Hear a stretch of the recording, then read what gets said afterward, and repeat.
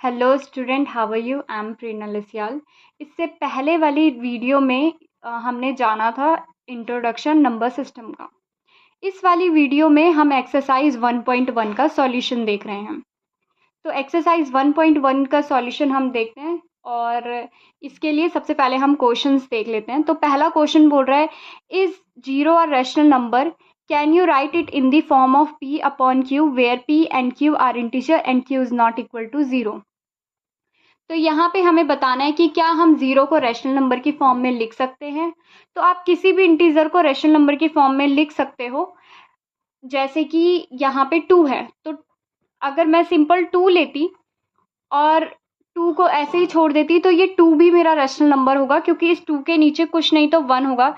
जैसे कि हमें पता है, हम डिनोमिनेटर में अगर किसी नंबर के डिनोमिनेटर में कुछ भी नहीं है तो हम उसके डिनोमिनेटर में 1 लिख सकते हैं, और 1 लिखने के बाद वो नंबर रैशनल नंबर बन जाता है। वैसे ही पहले क्वेश्चन में हमें बोला है कि क्या हम जीरो को रैशनल नंबर की फॉर्म में लिख सकते हैं। तो हाँ, जीरो के नीचे आप 1 लिखो तो जीरो रैशनल नंबर की फॉर्म में आ जाएगा। साथ ही में जीरो के डिनोमिनेटर में कोई भी नंबर लिखें अगर हम, तो वो जीरो ही रहता है। अगर आप जीरो के डिनोमिनेटर में 100 भी लिख रहे हो तो वो भी जीरो ही रहेगा। तो इसका मतलब हम जीरो के डिनोमिनेटर में कोई भी नंबर लिख सकते हैं।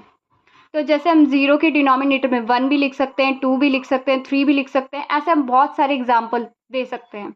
तो इसका मतलब ये है कि हम जीरो को रैशनल नंबर की फॉर्म में लिख सकते हैं। तो yes, we can write zero in the form of p upon q। ठीक है, एग्जाम्पल यहाँ पे है 0/1, 0/2, 0/3 etcetera. So zero is a rational number. अगर हम जीरो के डिनोमिनेटर में कोई भी नंबर लिख सकते हैं सिर्फ जीरो को छोड़ के, तो इसका मतलब जीरो हमारा रैशनल नंबर है। ये सिंपल सा आंसर होगा हमारे पहले क्वेश्चन का। दूसरा क्वेश्चन बोल रहा है, find 6 rational number between 3 and 4। 3 और 4 के बीच में हमें 6 रैशनल नंबर निकालने हैं। तो as we have to find 6 rational number between 3 and 4, जैसे कि हमें रैशनल नंबर निकालना है 3 और 4 के बीच में, तो उसके लिए हम n लिख लेंगे। n हमारा क्या होता है, n हमें जितने भी रैशनल नंबर निकालने के लिए दिए हैं वो है। तो n हमें 6 रैशनल नंबर निकालने के लिए दिए हैं, तो इसलिए हम n को लिखेंगे 6 के बराबर। अब हम यहाँ पे n+1 करेंगे। n+1 यानी 6+1, तो 6+1 हो गया 7।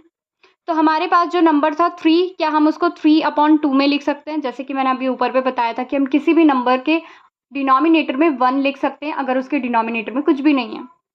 तो यहाँ 3 के डिनोमिनेटर में कुछ भी नहीं था, तो इसलिए मैंने 3 के डिनोमिनेटर में 1 लिख लिया एंड 4 के भी डिनोमिनेटर में 1 लिख लिया। जो हमारा n+1 निकला था 7, उससे हमें न्यूमरेटर और डिनोमिनेटर में मल्टीप्लाई करना है। तो न्यूमरेटर एंड, इसका मतलब सिंपल है कि हमें 7 को मल्टीप्लाई भी करना है 3 के साथ और डिवाइड भी करना है। तो हमने 7 को मल्टीप्लाई और डिवाइड दोनों किया है। 4 के साथ भी हमने 7 को ही मल्टीप्लाई और डिवाइड भी किया है। तो जो दो नंबर हमको दिए रहेंगे, हमें उनके साथ ही n+1 का मल्टीप्लाई और डिवाइड दोनों करना है। तो मैंने करा 7 3 ज़ा 21 एंड 7 1 ज़ा 7, 7 4 ज़ा 28 एंड 7 1 ज़ा 7। तो हमारे पास दो नंबर आए 21/7 एंड 28/7। इनके बीच के जो नंबर हैं 21 के बाद 22 आता है, 23 24 25 26 27 और लास्ट में 28। और इन सब के नीचे हम 7 डिनोमिनेटर में लिख लेंगे। 21/7 एंड 28/7 तो हमारे नंबर ही थे, जैसे कि यहाँ पे दिख ही रहे हैं, ये तो हमारे नंबर ही हैं। और इन्होंने बोला इन दोनों के बीच का नंबर देखना है। तो 3 हमारा 21/7 बन गया था और 4 जो है वो 28/7 में कन्वर्ट हो गया था। इसका मतलब हम इन्हीं दोनों नंबर को नहीं देखेंगे, इनके बीच के नंबर को देखेंगे, क्योंकि हमें इन्हें बीच के नंबर देखना है सिर्फ। 22/7, 23/7, 24/7, 25/7, 26/7 और वैसे ही 27/7 हमारा आंसर होगा। तो 1 2 3 4 5 6, ये 6 है हमारे रैशनल नंबर। ठीक है, तो ऐसे ही रैशनल नंबर निकालने बहुत आसान होते हैं। हमें n+1 के साथ, ध्यान रखना n के साथ नहीं, n+1 के साथ मल्टीप्लाई और डिवाइड करना होता है नंबर को। n+1 इसीलिए क्योंकि हमेशा अगर हम n से करेंगे तो हमेशा हमारे पास एक नंबर कम आएगा। जैसे कि इन्होंने 6 बोला और अगर मैं n से मल्टीप्लाई करती तो मेरे पास सिर्फ 5 नंबर आते हैं। तो इसीलिए अगर मुझे 6 ही नंबर चाहिए तो मुझे एक नंबर ज़्यादा लेना पड़ेगा, 7 लेना पड़ेगा, ताकि मेरे पास 6 नंबर आए। सॉल्यूशन 3 वाला बोल रहा है इस बार कि 3/5 एंड 4/5 के बीच 5 रैशनल नंबर निकालने हैं। तो इसके लिए 5 रैशनल नंबर हमें निकालने हैं। तो as we have to find 5 rational number between 3/5 and 4/5, जैसे कि हमें 5 रैशनल नंबर निकालना है 3/5 एंड 4/5 के बीच में। तो इसके लिए n क्या हो गया हमारा 5, क्योंकि हमें 5 रैशनल नंबर निकालने हैं। n+1 क्या होगा हमारा 5+1, तो वो हो गया 6 के बराबर। 3/5 हमारा नंबर था, इसके लिए हमें 6 से ऊपर नीचे मल्टीप्लाई करना पड़ेगा, यानी n+1 का। तो जब 3 करूँगी तो 18 होगा एंड 6 की मल्टीप्लाई 5 से करूँगी तो 30 आ जाएगा।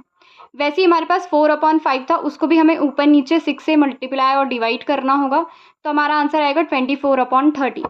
मैं यहाँ पे 18/30 लिखूंगी एंड 24/30 लिखूंगी।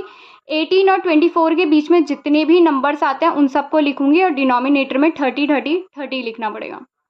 तो hence the 5 rational number between 3/5 and 4/5। 3/5 और 4/5 के बीच के 5 रैशनल नंबर क्या होंगे ये, क्योंकि अब जो हमारा 3/5 था और 4/5 था वो 18/30 एंड 24/30 में कन्वर्ट हो गया था, ये जिसको हमने कन्वर्ट कर दिया था। तो इसके बीच के जितने भी नंबर हैं अब ये सब के सब हमारे रैशनल नंबर हैं। और आप देखेंगे तो ये 1 2 3 4 5 ही रैशनल नंबर आए हैं, क्योंकि हमने n+1 6 लिया था। हमेशा हमारे पास एक नंबर कम आएगा। अब हमारी एक्सरसाइज का सिर्फ लास्ट क्वेश्चन बचता है 4th, जो कि है ट्रू एंड फॉल्स। तो आपको ट्रू और फॉल्स एकदम अच्छे से समझने हैं। Every natural number is a whole number. क्या हर नेचुरल नंबर होल नंबर होते हैं? उसके लिए हमें नेचुरल नंबर की डेफिनेशन पता होनी चाहिए। हमने इससे पहले वाला जो इंट्रोडक्टिव लेक्चर किया था उसमें हमने पढ़ा था कि जो भी हमारे नेचुरल नंबर होते हैं वो 1 से लेके इन्फिनिटी तक चलते हैं। लेकिन हमें यहाँ क्वेश्चन में बोल रहा है every natural number is a whole number. क्या हर नेचुरल नंबर होल नंबर होता है? तो आपको नेचुरल नंबर और होल नंबर दोनों ही पता होने चाहिए। तो होल नंबर क्या होता है? 0 प्लस नेचुरल नंबर। अब ये बोल रहे हैं कि क्या हर नेचुरल नंबर होल नंबर होता है? तो इसका आंसर होगा ट्रू, क्योंकि जितने भी नेचुरल नंबर हैं वो सब के सब होल नंबर के अंदर ही आ रहे हैं। होल नंबर की डेफिनेशन बोलती है कि 0 प्लस नेचुरल नंबर। अब सारे नेचुरल नंबर होल नंबर के अगर अंदर आएंगे तो इसका मतलब ये भी क्या है? होल नंबर ही हैं। तो इसीलिए हम बोलेंगे कि yes, every natural number is a whole number. जितने भी नेचुरल नंबर हैं वो होल नंबर हैं, बस इसका अपोजिट ट्रू नहीं होगा। अगर कभी भी क्वेश्चन में आए कि every whole number is a natural number, तो नहीं, 0 एक होल नंबर है जो कि नेचुरल नंबर नहीं है। नेक्स्ट क्वेश्चन बोल रहे हैं every integer is a whole number. क्या सारे इंटीजर होल नंबर होते हैं?